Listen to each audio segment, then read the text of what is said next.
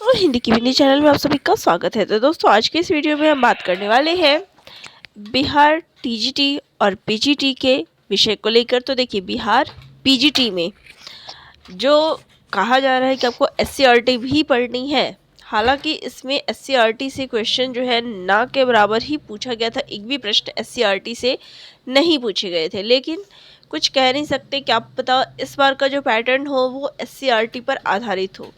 तो क्या आपको सारा का सारा एससीईआरटी पढ़ना है? तो देखिए, इसके लिए मैं यही कहूँगी कि आप जो है संक्षिप्त रूप में एससीईआरटी की चीज़ें जो है पढ़ें, ताकि उसमें जो भी चीज़ें ज़रूरी दी गई है, जैसे कि जो रचनाएं दी गई है उनका संक्षिप्त विवरण आपको पता हो, जो लेखक दिए गए हैं उनके आपको सभी चीज़ें यानी कि जन्म वर्ष, रचनाएं आदि पता हो, क्योंकि मुख्य प्रश्न जो है इन्हीं सब पर आधारित होते हैं। उन रचनाकारों से संबंधित जो भी महत्वपूर्ण चीज़ें हैं उनको नोट डाउन कर ले। ठीक है, तो आज मैं आप सभी को बिहार पीजीटी में जो दो पुस्तकें लगी हुई है, यानी कि कक्षा 11 और 12 की अगर मैं बात करूं, तो कक्षा 11 और 12 के लिए दिगंत भाग 1 और भाग 2, ये दो पुस्तकें जो है आपको पढ़नी होती है।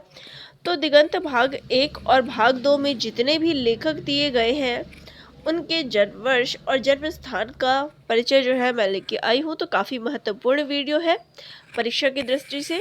तो चलिए शुरू करते हैं। तो इसमें यहाँ देख सकते हैं कि लेखक है, जन्म वर्ष है और उनका जन्म स्थान है।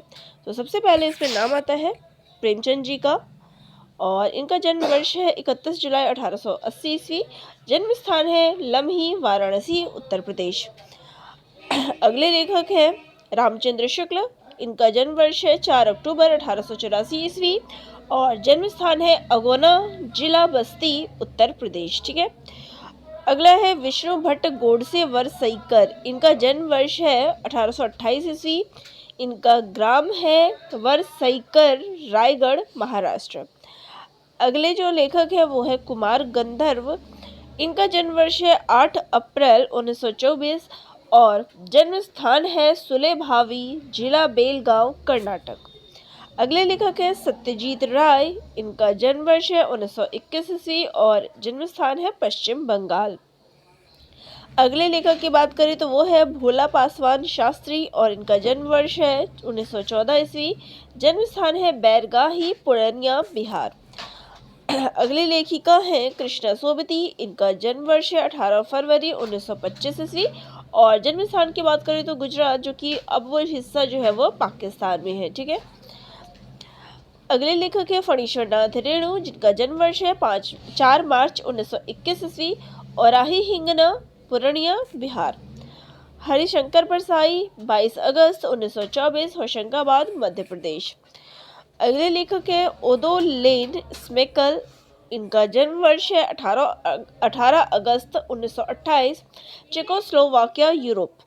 अगली लेखिका है मेहरुनिसा परवेज। इनका जन्म वर्ष है 10 दिसंबर 1944 और जन्म स्थान है बालाघाट, मध्य प्रदेश। अगले लेखक है कृष्ण कुमार। इनका जन्म वर्ष है 1951 ईस्वी और जन्म स्थान है टीकमगढ़, मध्य प्रदेश। अब आते हैं पद्यखंड पर। पद्यखंड में कौन कौन से कवि जो है दिए गए हैं। विद्यापति। इनका जन्म वर्ष है 1380 ईस्वी और जन्म स्थान है बिस्फी, दरभंगा, बिहार।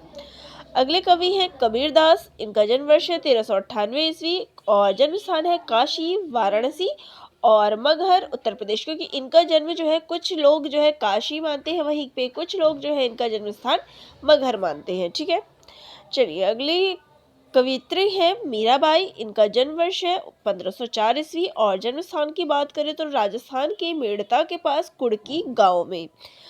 अगली कवियत्री है सहजोबाई। इनका जन्म वर्ष है 1725 ईस्वी और जन्म स्थान है परीक्षीपुरा, दिल्ली के निकट।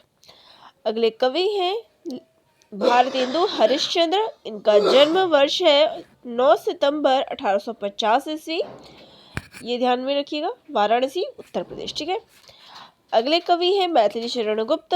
इनका जन्म वर्ष है 3 अगस्त 1886 ईस्वी, चिरगांव, झांसी, मध्य प्रदेश। अगले हैं सूर्यकांत पाटिल निराला और इनका जन्म वर्ष है 21 फरवरी 1899 ईस्वी और जन्म स्थान है मेदिनीपुर, पश्चिम बंगाल। अब बात करते हैं तो नागा अर्जुन 30 जून 1911 ईस्वी, सतलखा, मधुबनी, बिहार। त्रिलोचन शास्त्री 20 अगस्त 1917 ईस्वी, जन्म स्थान है सुल्तानपुर उत्तर प्रदेश। वहीं पे अगले लेख कवि हैं केदारनाथ सिंह और इनका जन्म वर्ष है 1932 ईस्वी और जन्म स्थान की बात करें तो वो है चकिया, जिला बलिया, उत्तर प्रदेश।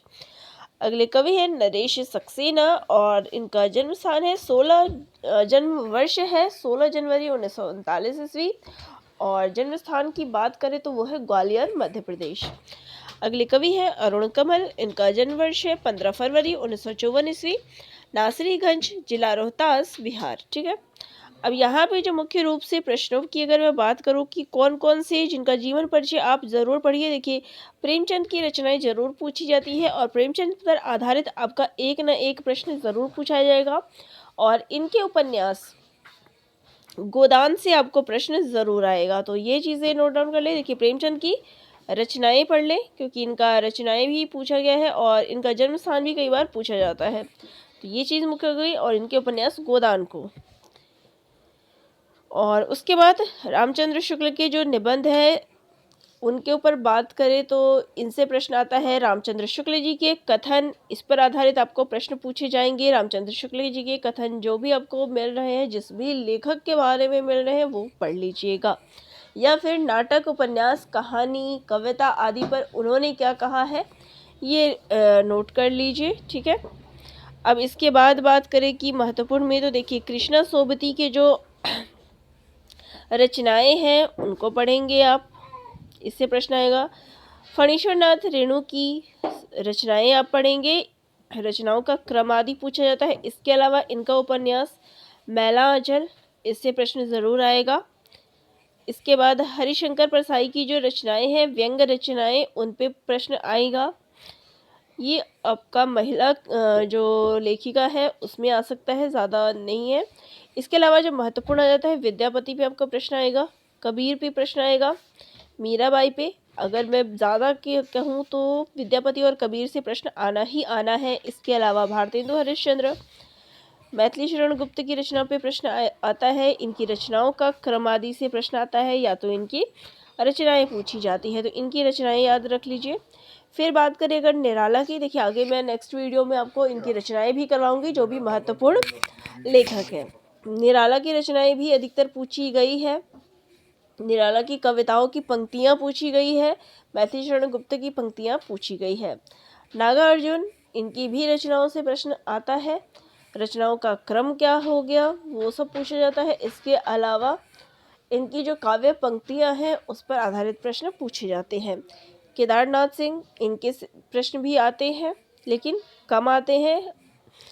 तो ये तो कुछ ऐसे हैं जिन पर आपको प्रश्न ज़रूर पूछा जाएगा, तो उनको मैंने यहाँ पे दिखाया है और आगे आपको वीडियो में इनकी रचनाओं से संबंधित जो जानकारी है वो भी करवाऊंगी और प्रश्नोत्तर भी करवाऊंगी। चलिए अब बात करते हैं दिगंत भाग 2 की, जो कि कक्षा 12 में लगी हुई पुस्तक है।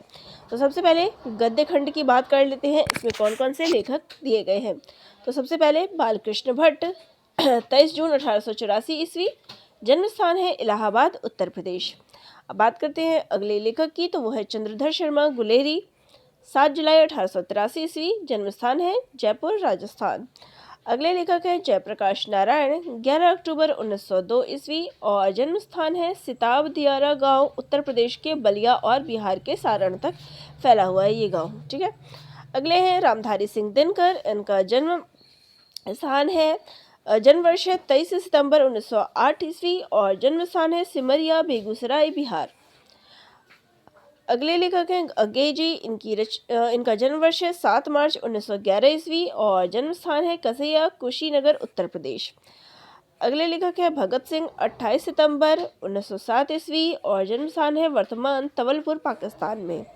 जगदीश चंद्र माथुर, जन्म वर्ष है 16 जुलाई 1917 और जन्म स्थान है शाहजहांपुर, उत्तर प्रदेश। अगले लेखक है मोहन राकेश, 18 जनवरी 1925 ईस्वी और जन्म स्थान है अमृतसर, पंजाब। नामवर सिंह, इनका जन्म वर्ष है 28 जुलाई 1927 ईस्वी, जन्म स्थान है वाराणसी, उत्तर प्रदेश। ओम प्रकाश वाल्मीकि, 30 जून 1950 ईस्वी, मुजफ्फरनगर, उत्तर प्रदेश। मलयज, 1935 ईस्वी, आजमगढ़, उत्तर प्रदेश। अगले लेखक हैं उदय प्रकाश, 1 जनवरी 1952 ईस्वी, सीतापुर अनूपपुर मध्य प्रदेश। जे कृष्णमूर्ति 12 मई 1895 आंध्र प्रदेश। अब बात कर लेते हैं काव्यखंड की। तो काव्यखंड में जायसी, इनका जन्म वर्ष है 1492 ईस्वी और जन्म स्थान है जायस, कब्र अमेठी, उत्तर प्रदेश। अब इनके नाम के पीछे जायस क्यों लगता है, तो इसका कारण यही है कि ये जायस नाम के स्थान पे इनका जन्म हुआ था, तो इसलिए इनका नाम के पीछे जो है जायस लगता है। और इनका मूल नाम क्या कहते हैं, मलिक मोहम्मद जायसी। ठीक है, अगले हैं सूरदास, इनका जन्म वर्ष है 1478 ईस्वी और जन्म स्थान है सीही नामक स्थान जो कि दिल्ली के आसपास है। अगले कवि हैं तुलसीदास, इनका जन्म वर्ष है 1543 ईस्वी और जन्म स्थान भी तुलसीदास का पूछा जाता है, तो वो है राजापुर बांदा, उत्तर प्रदेश। अगले कवि है नाभादास, जन्म वर्ष है 1570 ईस्वी। दक्षिण भारत में जो है अनुमानतः जो इनका जन्म वर्ष बताया जाता है वो है दक्षिण भारत में, और ये अपनी माता के साथ जो है जयपुर में आवासे थे। बाद में इनकी माता का भी देहांत हो गया था। ठीक है, तो अगले कवि हैं भूषण, 1613 ईस्वी, तिकवापुर, कानपुर, उत्तर प्रदेश। जयशंकर प्रसाद 1889 ईस्वी, वाराणसी, उत्तर प्रदेश। सुभद्रा कुमारी चौहान 16 अगस्त 1904 ईस्वी, निहालपुर, इलाहाबाद, उत्तर प्रदेश। शमशेर बहादुर सिंह 13 जनवरी 1911, देहरादून, उत्तराखंड। मुक्तिबोध 13 नवंबर 1917, ग्वालियर, मध्य प्रदेश। रघुवीर सहाय 9 दिसंबर 1929 ईस्वी, लखनऊ, उत्तर प्रदेश। विनोद कुमार शुक्ल 1 जनवरी 1937, छत्तीसगढ़। अशोक वाजपेयी 16 जनवरी 1941 ईस्वी, जन्मस्थान छत्तीसगढ़। ज्ञानेंद्रपति 1 जनवरी 1950, झारखंड। ठीक है, अब बात कर लेते हैं इसके बाद कि इनमें से हमें कौन से जो कवि या लेखक हैं जिनको हमें ज़रूर याद रखना है या उनकी रचनाएं पढ़नी है। ठीक है, अब यहाँ पे बालकृष्ण भट्ट के बारे में पूछा जाता है, इनसे आधारित प्रश्न पूछा जाता है। चंद्रधर शर्मा गुलेरी की जो रचनाएं हैं वो देखेंगे, स्पेशली उनकी कहानी उसने कहा था, इससे आपको प्रश्न पूछे जाएंगे। ये रचना पढ़ लीजिए, इसके प्रश्न उत्तर कर लीजिए, इस पर आधारित प्रश्न आपसे पूछा जाता है। ठीक है, इसके बाद दिनकर की रचनाएं याद कर लीजिए, ये किस काव्य धारा के कवि है, ये सारा चीज़ आ जाता है। फिर अगेय जी की रचनाएं हो गई। इसके बाद जगदीश चंद्र माथुर, मोहन राकेश, इनकी रचनाओं में नाटक जो है आप ज़रूर पढ़िए। स्पेशली बात करें तो आधे अधूरे नाटक को आप पढ़ेंगे, इससे कथन पूछे जाते हैं। तो आधे अधूरे नाटक के जो कथन हैं वो आप याद कर लीजिए। ठीक है, इसके बाद नामवर सिंह, इनका तो आप निबंध में आलोचक के रूप में जो इनके कथन हैं वो आप पढ़ेंगे। नामवर सिंह के कथन पूछे जाते हैं। ओम प्रकाश वाल्मीकि, तो इनका उपन्यास बात कर लेते हैं। इनके दलित साहित्य में जो आप पढ़ेंगे तो इनका महत्वपूर्ण आ जाता है। और जूठन, ये आप पढ़ लीजिएगा। जूठन कहानी नहीं पढ़ना, बस ये याद रखना है कि इनके द्वारा लिखित है और दलित साहित्य के अंतर्गत आता है। और जब आप ओम प्रकाश वाल्मीकि का नाम पढ़ रहे हैं या इनका जीवन परिचय पढ़ रहे हैं तो दलित साहित्य में जो लेखक है उनके बारे में आप पढ़ेंगे, दलित रचनाओं के बारे में आप पढ़ेंगे। ठीक है,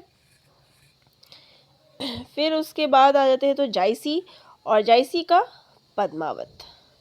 जायसी की रचनाएं पढ़ लीजिए, किस रचना में क्या चीज़ कही गई है। उसके अलावा जायसी का जो पद्मावत है इसके बारे में ज़रूरी चीज़ें, जो भी महत्वपूर्ण चीज़ें हैं उनको नोट डाउन कर लें। सूरदास, तो सूरदास के आप पद पढ़ सकते हैं। तुलसीदास के पद जो है, स्पेशली रामचरितमानस से आपके प्रश्न पूछे जाते हैं, कथन पूछे जाते हैं। तुलसीदास के बारे में विद्वानों के क्या कथन है, तो इस पर काफ़ी प्रश्न पूछे गए हैं, मैं भी कराऊंगी और आगे पहले भी मैंने करवाया है। तो इन सब के ऊपर जो भी प्रश्न प्रीवियस ईयर में पूछे गए हैं उनको आप लिख सकते हैं। भूषण की रचनाएं पूछी जाती है, किस काल के कवि हैं और इन्होंने किस तरीके के काव्य लिखे हुए हैं।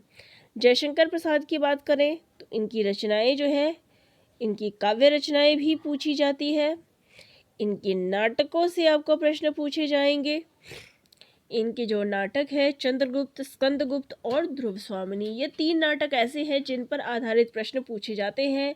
कथन हो गया, पात्र हो गया, प्रकाशन वर्ष हो गया, रचनाओं का क्रम हो गया। तो ये जयशंकर प्रसाद से आपको प्रश्न पूछे जाएंगे, ठीक है। शमशेर बहादुर सिंह, इनकी काव्य रचनाएं, मुक्ति बोध की बात करें तो इनका अंधेरे में कविता महत्वपूर्ण हो जाता है। रघुवीर सहाय की रचनाएं पूछी जाती है, इनका रचनाओं का क्रम आदि पूछा जाता है। या फिर आधुनिक काल की जो काव्य पंक्तियां हैं, तो ये सभी प्रश्न इस पर पूछे जाते हैं। तो जो भी प्रश्न है आगे हम करते जाएंगे। तो चलिए, ये था दिगंत भाग 1 और भाग 2, जो कि पीजीटी की परीक्षा के लिए आपको जानना था कि कौन कौन से लेखक और कवि जो है इसमें दिए गए हैं। तो जानकारी कैसी लगी कमेंट करके ज़रूर बताइएगा, और अगर पसंद आई हो तो चैनल को लाइक, शेयर और सब्सक्राइब भी करिएगा। धन्यवाद।